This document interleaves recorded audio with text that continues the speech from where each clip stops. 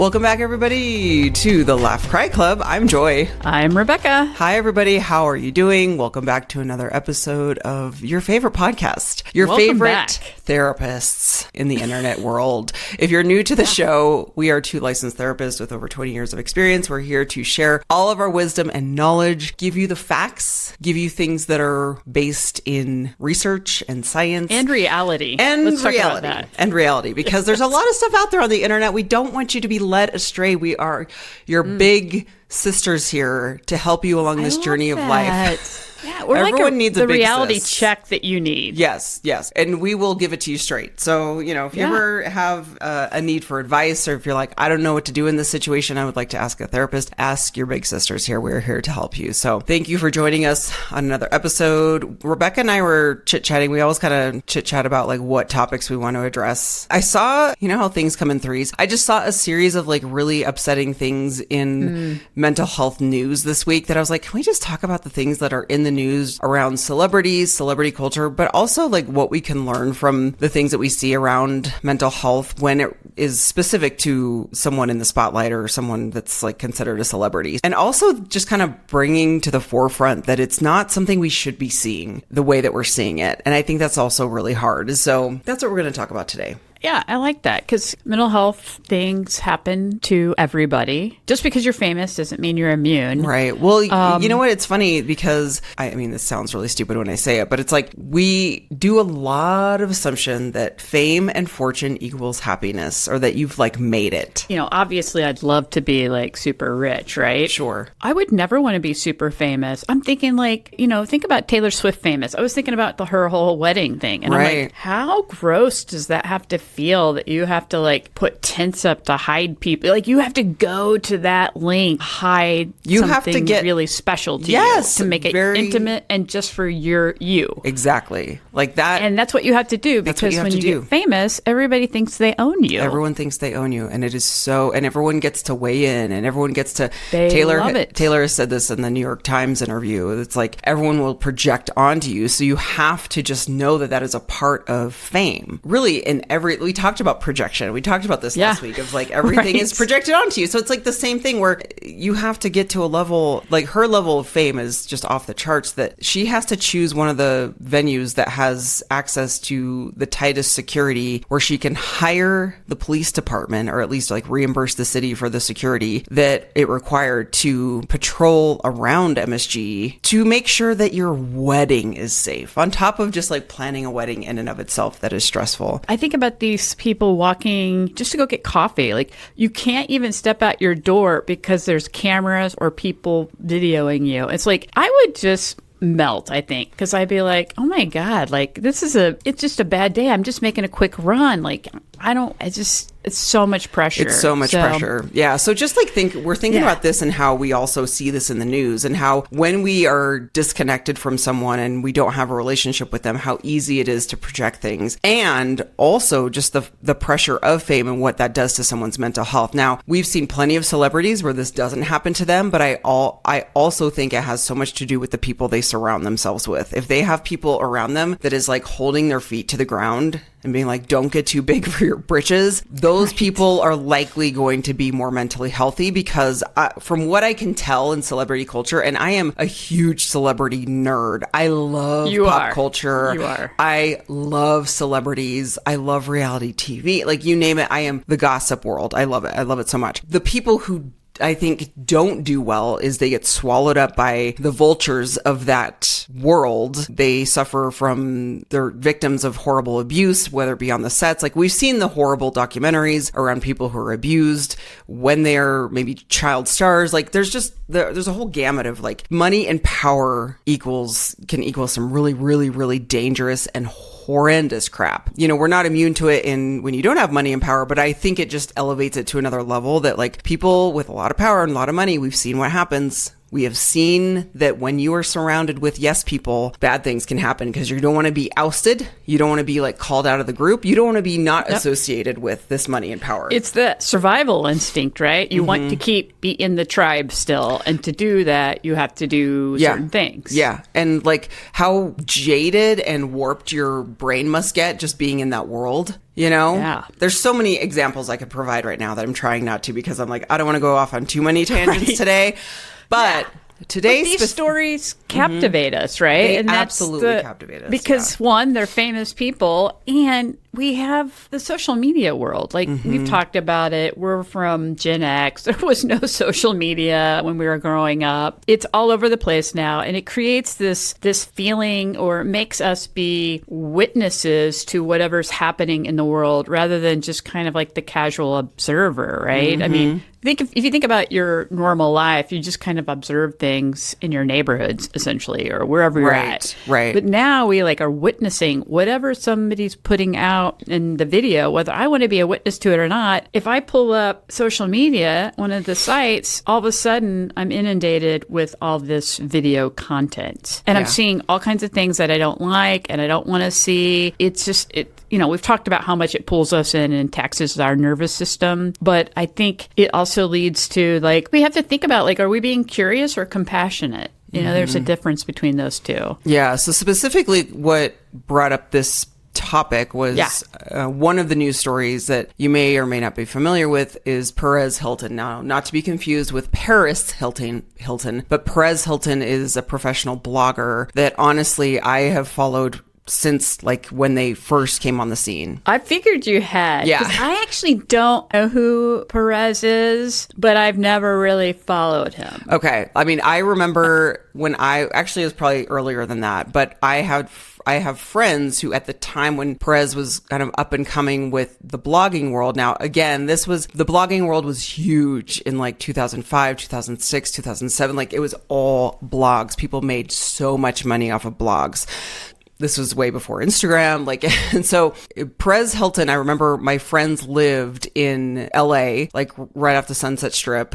And they would see him in coffee shops writing his blog. And I would always be like, really? And he looked very different. That's cool. Yeah, he has since kind of changed his look a lot. So anyway, he was controversial over the years for a lot of reasons. How things change, trends change, and the way we talk about people has changed. But he used to be extremely controversial and being kind of mean about celebrities and calling them really bad names or just circling people's body parts type of thing and just making crude remarks. And then eventually I think Perez realized he was hurting people and kind of changed things, which again, it's great when you know better, do better, but also his controversial takes and kind of the raunchy tone that he would, take when he was talking about or writing about celebrities was the way that he made money. And so it's kind of okay, are you going to be the devil and the angel on your shoulder? Which way are you going to go here? Yeah. The sad story is that on April 4th, there was a severe mental health crisis where apparently, and I did not see this, and I did not go look it up or seek it out because I have no desire of seeing what happened. There was, I guess there's graphic copies that have been circulating online and there's just no benefit to watching this. So I have no interest in looking that up. But what we have heard, and I've heard a few things, is that authorities were called to his house because of self-harm, live streaming a type of self-harm. The fortunate thing was that people reported this. Many people called the police department where he's living and police showed up and hopefully, and I think still is receiving medical intervention, mental health treatment. The story just becomes this part of money, relevance, attention, and also what people are possibly and likely hiding behind the scenes with their mental health. So this is just there's a couple celebrities that come to mind with this, but because Perez is in the news this week, that's something I wanted to address, that really when you're dealing with things behind the scenes, but you have this persona and this public image of money, fame, and fortune, eventually the cracks are going to really crack and there's going to be a big rupture. And unfortunately, it seems like this is what happened. This was live streamed, is my understanding. I'm not going to look for any images, but I wanted to know, it kept talking about self-harm and there's different ways we can self-harm. And I was like, what actually happened? And apparently, I guess he was cutting on himself. And so what makes you think people live stream these acts of self-harm sometimes? You know what in this instance, I'm just curious about your thoughts on it. Right. And I think in this instance, because I've seen a lot of, I remember the Backstreet Boy, is it Aaron Carter? Yeah. So Yeah. Nick Carter's younger brother, who sadly passed away, Aaron Carter, live streamed a lot of his drug-induced psychosis and rants. And really, sadly, he passed away from his drug addiction. But I mean, it's so disturbing. Like I watched a documentary where he would just post him doing drugs, but it was just blacked out screen, but you could hear it. In my mind, and I also think there's a lot of mental health issues. Like there could be psychosis going on. There could be a lot of things going on where they truly are not, they're either under the influence or they're just truly not in touch with reality. So we have to keep that in mind of like, we are not talking about someone who is in touch with reality or has the wherewithal to make rational decisions in these states.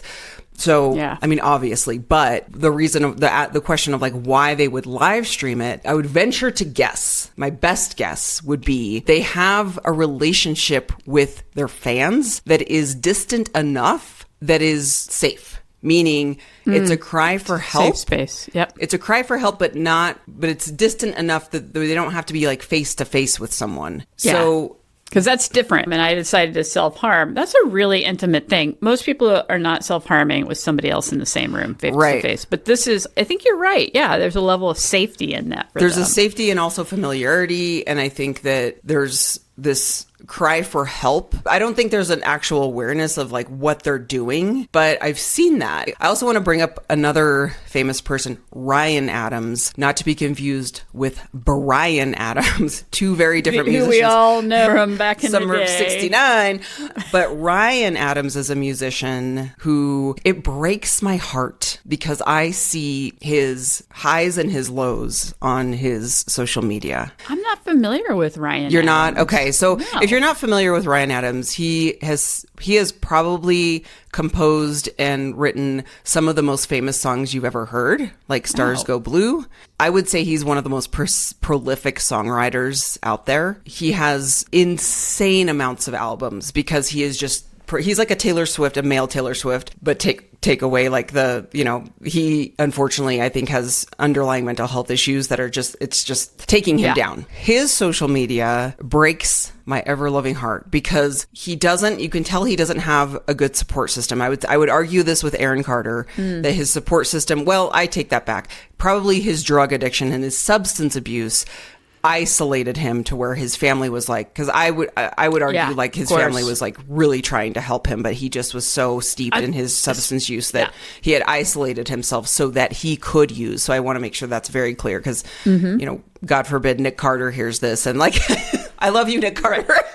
Yes. I think that's right because, I mean, that's a whole nother story is about addictions, but most families and friends are extremely concerned and trying everything they can to help this person. However, with addictions, people push you away and they don't want you around because they want to keep using. Right. Because the addiction is so strong. It's so powerful. I mean, they do want to quit. I think they verbally can say, I'd like to stop this, but they can't. Psychologically cannot stop, They psychologically cannot. Yeah. So like the Nick Carter isolated himself to where there was no one around to like really intervene here. But like I'm thinking the same thing with Ryan. He could be doing so much better for himself because his like when I see talent quote unquote wasted, that's what it like kills me. But I think we could argue that with anyone is like our lives should not be wasted by a mental illness. And I shouldn't say wasted, but it should be like our lives shouldn't be taken down by mental illness because you just aren't getting the right help or that you're scared to get help or that you're just too mentally ill and isolated to get help. Like these are all things that I look at from the outside and it breaks my heart. But the reason I know so much about Ryan as well is because my husband's a huge music nerd, and so I've been a fan of Ryan since I was dating my husband 20 plus years ago.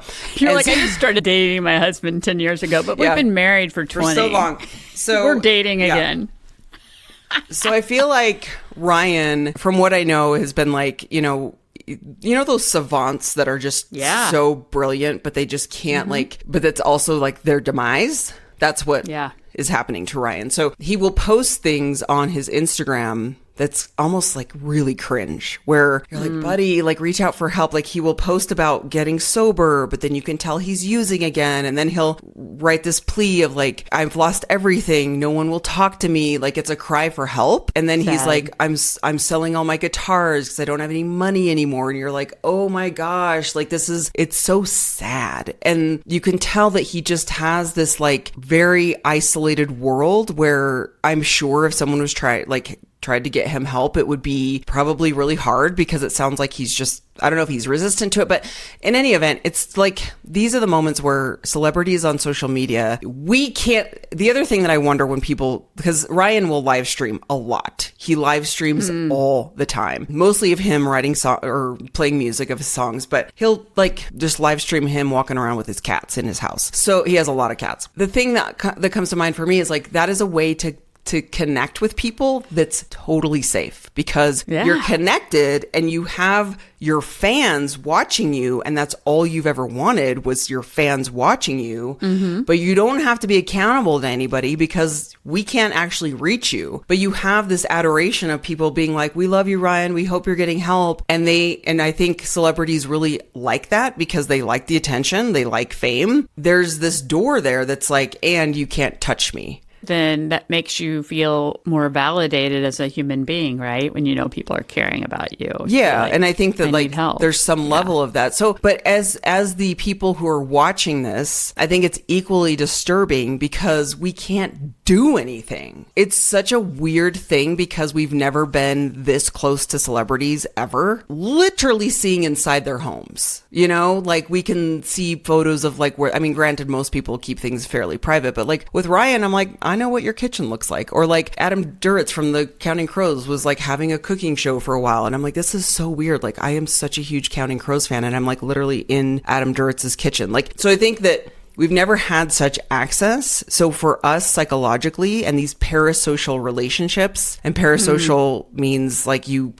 because you see people so often on the screen, you think that you know them. And so I also wonder what that does to people who are viewing this material, that we are literally, our hands are tied. We can't do anything to help them. There's just this level of difficulty with these type of situations. You know, if you're famous or not and you're live streaming this, I think you're totally right, Joy, that it's this level of like feel safe that I can be with people that love me, but also you can't really come over here and stop me. You can't stop me. You can't do anything about it. But maybe, I think it's that subconscious part of you, the survival. The subconscious is like, let's self-harm on live stream because maybe somebody will try to stop me. Because someone will try to stop me. Because I don't maybe really want to die. But I think that's a subconscious, because I think people they're not really based in reality any longer at that point. Right. You have isolated so long.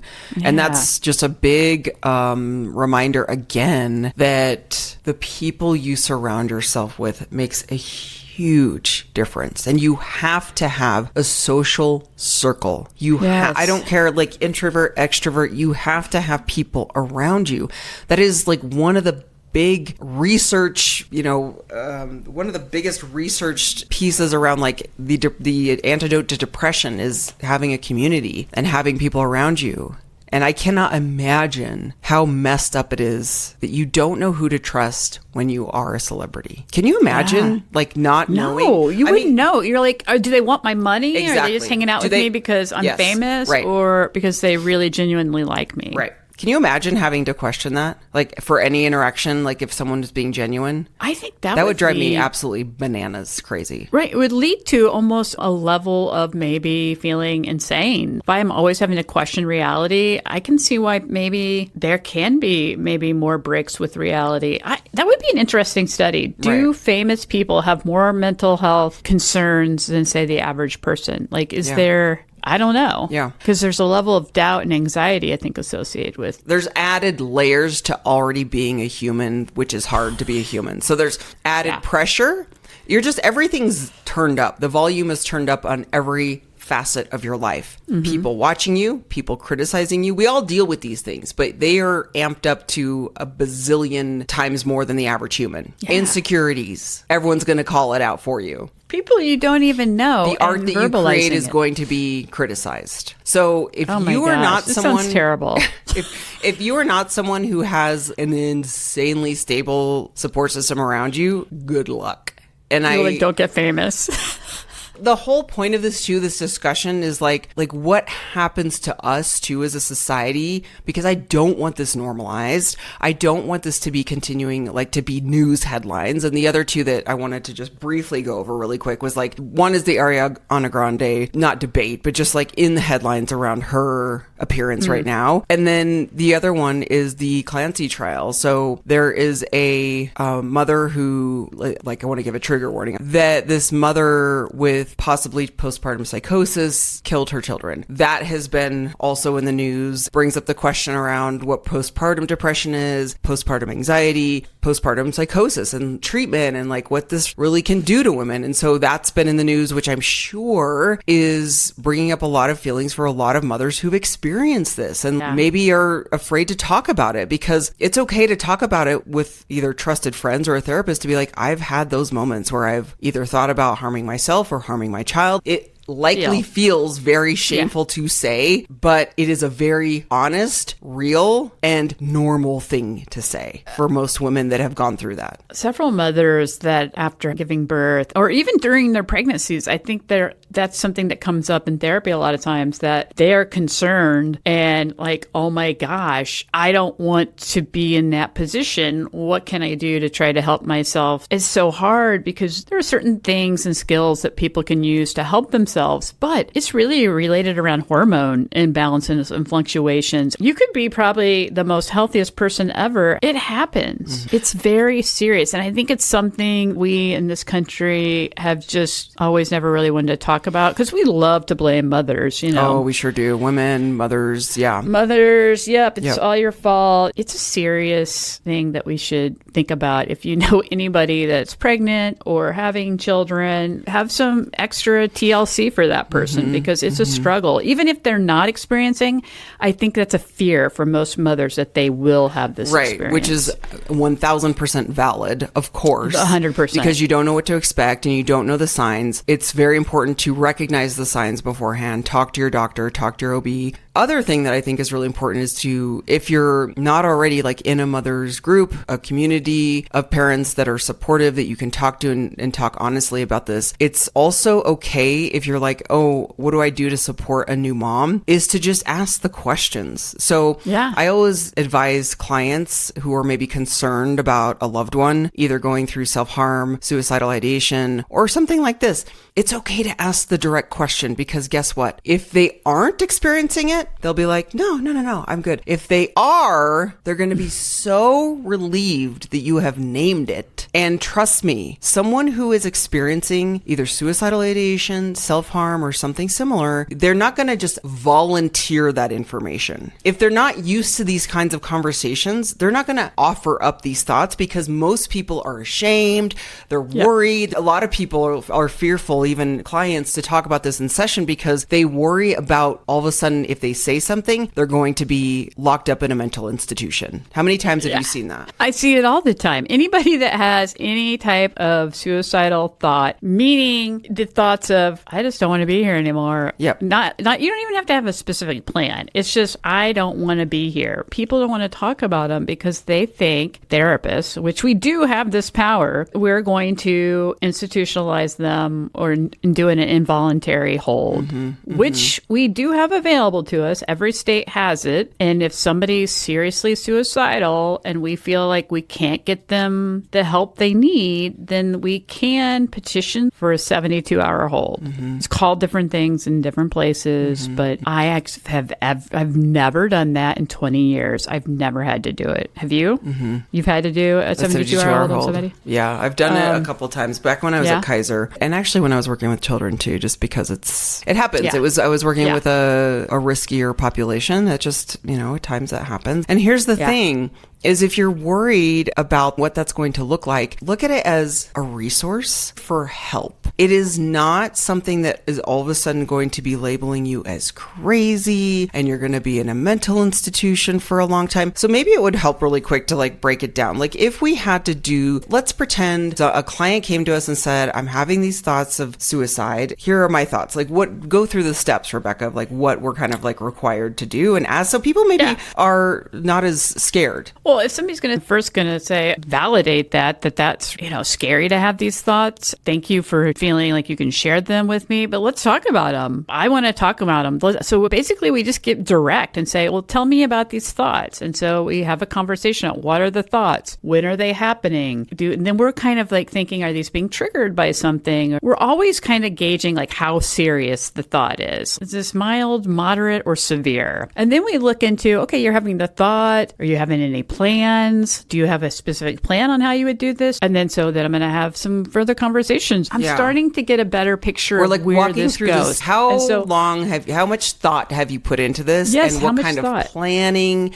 have you made? We were trying to do you have access? Yes. Like whatever you're going to use. Like if I'm going to go, I want to go kill myself by jumping off the Grand Canyon. I live in Texas. My access, I actually have to drive. Yeah. So I'm not like, it's not an immediate threat harm. Right. But if it's something like you have a loaded firearm, you have lots of guns in your house, you have the key to it, you know how to use them. You've actually maybe even went, and because people even start to practice, like they start to go through the motions. We are serious now. Then we need to be like, okay, can you get to the hospital? Can somebody in your house, can I, speak to your emergency contact? Let's secure these weapons, get them away from you. Well, can they take you to the emergency room for an assessment? Right. And if it gets to that point, and then also people may say, we call it a contract for safety, meaning like you have these thoughts and can you contract for safety that you will, that if you feel like you are going to do this, that you won't. So there's a whole procedure, but I want to make people more familiar with the process. Police aren't going to be like rushing into your house to take you away. Like that is not what happens. No. We will ask if you can get yourself safely to an emergency room, or if not, we will call the authorities. Yeah, that's our extreme. Last resort. That's our last resort, is to say we're going to call the police. But if you cannot get yourself to an emergency room, we will have to call the police, and they're not going to like rush in. They will have someone there to just say, hey, are you okay? And then we can take you. They do like a safety wellness check, essentially, is what they're coming to do. And they even may be there and say, do you need an ambulance, or can you get yourself safe? Like all the same things. And really at the end of the day, it is a resource. It is not meant to be a punishment. I think a lot of times people associate the police department with getting in trouble.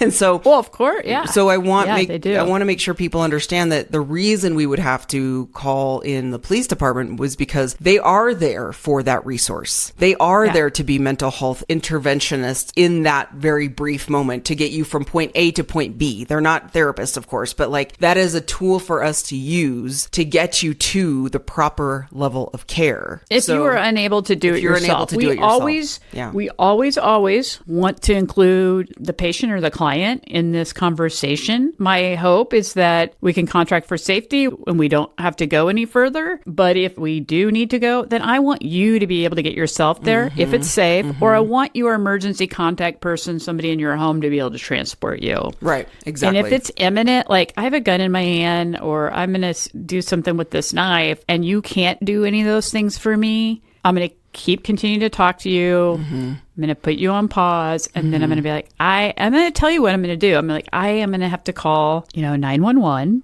and have somebody come to your house and check on you and help get you to the hospital. I will stay on the phone with you until they get there. I'll be in the session, if it's telehealth, I'll be in this session with you. Or back in the day when I was seeing people in person, I had somebody that was seriously suicidal or maybe even intoxicated. Like they've come to a session intoxicated, which we wouldn't do, but I can't let you leave my office being intoxicated. I'm not going to let you drive at my office, and then I would just be like, I'm in a crisis. I can't see my next patients right now until I can make sure that we get you safe. Because the whole idea is we're trying to keep you alive, because most people that have been suicidal in their lives will later say, after they've come out of it, they are glad they didn't. It's all about just getting you help. It's not a punishment. It may feel feel that way at that point, but it's not. I think it's really scary because it's uncertain. You don't know. And I feel like as a therapist, it's our responsibility to really explain things clearly. Like, here's what's going to happen. Right, They're going to come to your house. I'm going to need to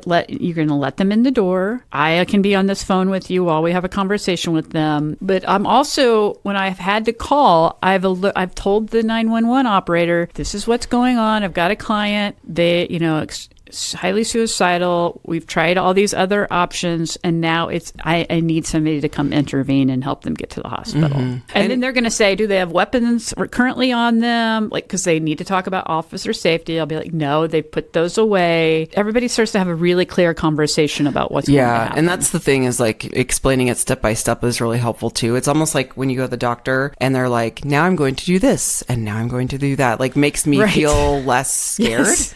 When you know what's going to happen. So hopefully this conversation kind of gave you some of that insight. If you know someone who's maybe struggling through that, like, share this episode with them, because that's something that it's talked about a lot, but do people really know what it means to self-report suicidal ideation? And maybe people are afraid, and we just don't want you to be afraid to talk about it, because it is real. It is a human experience. Being a human is so hard. And if you're having these thoughts, it doesn't mean there's anything wrong with you. I really want to briefly circle back to the Ariana Grande thing really quick, just because we brought it up and I didn't want to leave people hanging. But really, the talk around it has been what she looks like physically, because she looks very physically ill. And this also goes to like the parasocial relationships of people weighing in on what she looks like. My hope as a mental health professional is that the people around her are intervening and getting her help, versus I think there's a difference between commenting on people's bodies and also being like, this is actually, I hope she's okay. This is not about you're a size this or a size that. This is about, oh, you look physically ill and we really hope you're okay. And we hope the people around you are talking to you about that within your inner circle, and that you are getting the help that you need. And I think that's where this has been really hard, talking about these parasocial relationships and just like celebrities in the news, is we are so far removed from their life, but it is so in our face. And it's really hard because we are helpless. We're like, this person needs help. What is happening? And like, maybe they are getting help. Let's hope that they are, but we don't know that. And I think we're all scarred from like seeing celebrities die. I just had a thought. Do you know the country singer Ingrid Andress? She's actually from Colorado, from Denver area. She had a really popular album come out. It was doing well, really rising star. She's also a songwriter. She's written like for some other people. I guess that she was having a alcohol drinking problem. Like a few years ago, she went to the All-Star game and sang the national anthem and was totally trashed. Oh, and then you can find the videos. I remember this. It was awful. And it's like, I always think about like, who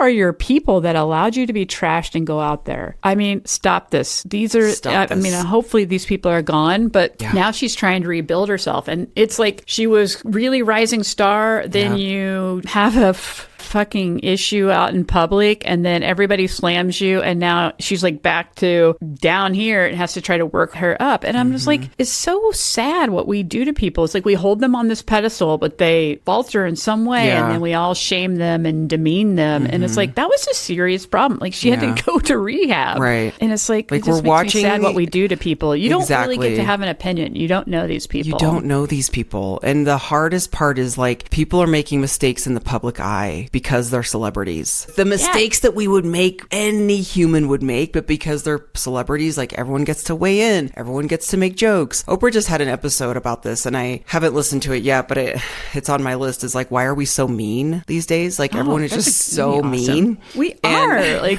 it's so terrible.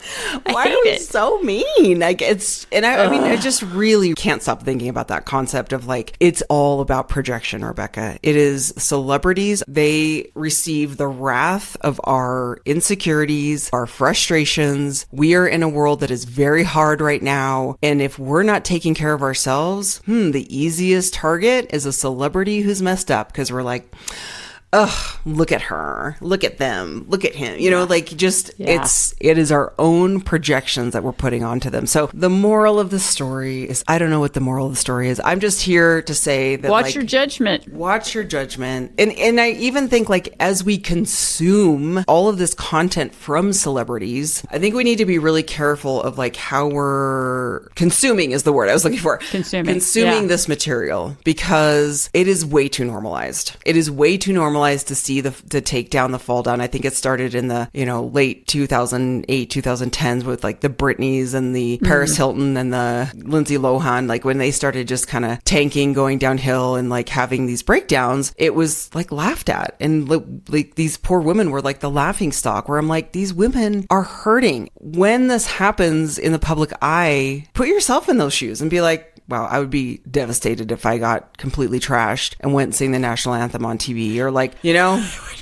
Like, any of this stuff would be, and that means they're probably devastated too. I mean, I've seen interviews. Yeah, they're human beings. Well, they're real humans with real emotions. They're real humans with human emotions. And the thing that because I'm guilty of it too. Like, we all judge, but what I always think of is like, what I say that, what if this person heard me say this comment? Like, these are human beings. Ooh, that's a good. And then I get really sad because I'm like, oh, I'm not that person. That's like an ugly part of me. But like, this goes back decades and decades and decades of like celebrities being taken down because fame is not all that it's cracked up to be, and it comes with a lot of problems. I hate to say this, I really don't mean this in a funny way, but like Milli Vanilli, bless their hearts, they were shot through stardom, like shot to the top in stardom, and then the lip syncing. If you're not old enough to like remember this, then that's okay. I love like their music. I know, I do too. It was like peak junior high for me. But yeah, if you do not know who that is, like, it's fine, Google it. But they were this duo that just had the best music, but it turns out they were lip syncing. One of them sadly passed away by suicide. Like, it's just,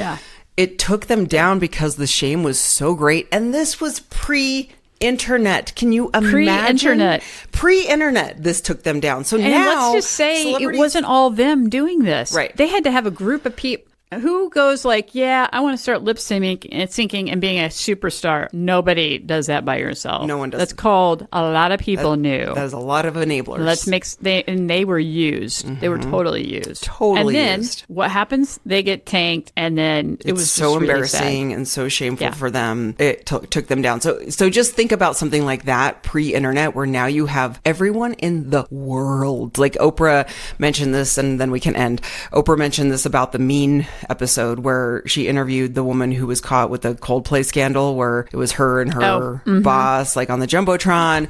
That video was streamed or viewed something like 3 billion or like 30 billion. It was like an insane number, meaning every person in the world watched it multiple times. It was streamed more than there are people in the world, basically. It's insane. And to me, that says like our consumption of people messing up, and what does that do to us? Like, we need to take some accountability here of like us consuming this for our entertainment, but this is someone's life on the line. That's a whole nother topic. Like, what is it? Do we get out of it? I think we get out of it. I think we need to all take some accountability around that. We do. It's just we get to blame other people. It is the projection. It's like, haha, look at you being bad. Like, we get to blame people. Yeah, you got caught. Yeah, we love doing that. We point the finger at somebody else so we don't have to look at ourselves and our transgressions. Yeah, because it's like, how could you be so stupid? Anyway. So ridiculous. Okay. I want to say too, like, right. if you are at a point where you are feeling suicidal, thinking about self-harm thoughts, reach out to a therapist, but also you can dial 988 to get assistance. You do not have to dial 911, but if it is an actual emergency, you can dial 911, but 988 in the United States. And I'm sure in other I don't know all the helplines in other countries, but you can easily find those. Yeah. Well, we love you, and thank you so much for hanging out around this very important conversation that continues to evolve every day. We are at Laugh Cry Club on all the social media platforms. You can email us laughcryclub@gmail.com if you would like us to answer a question or have any topic ideas that you would like us to talk about. We will see you next week. Until next time, be kind to yourself. Bye, everybody. Bye.